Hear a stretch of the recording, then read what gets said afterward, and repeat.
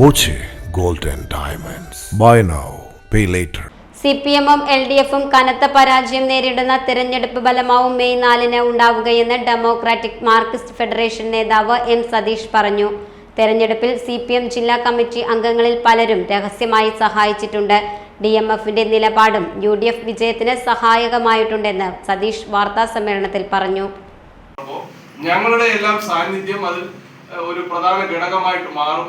നല്ല വിജയം ഈ തെരഞ്ഞെടുപ്പിൽ UDF-ന് അനുകൂലമായി ജില്ലക്കകത്ത് ഉണ്ടാവും. അത് ഞങ്ങളുടെ കൂടി നല്ല പ്രയത്നവും ഇടപെടലും ഇതിന്റെ ഭാഗമായിട്ടുണ്ട് എന്നാണ് നിങ്ങളെ അറിയിക്കുവാനുള്ളത്.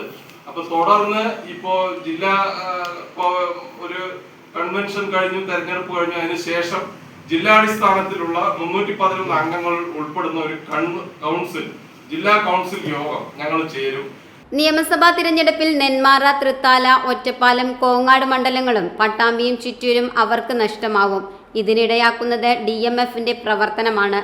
ജില്ലയിൽ സജീവമായ DMF സംസ്ഥാനത്ത് വ്യാപിക്കുന്നതിനൊപ്പം ജില്ലയിൽ വർഗ ബഹുജന സംഘടനാ രൂപീകരണവും നടക്കും.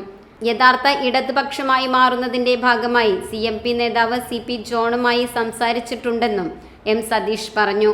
ജില്ലാ കമ്മിറ്റി അംഗങ്ങളായ K. ബാലൻ, V. ശാന്തകുമാർ, S. ശ്രീജിത്ത് എന്നിവരും വാർത്താ സമ്മേളനത്തിൽ പങ്കെടുത്തു.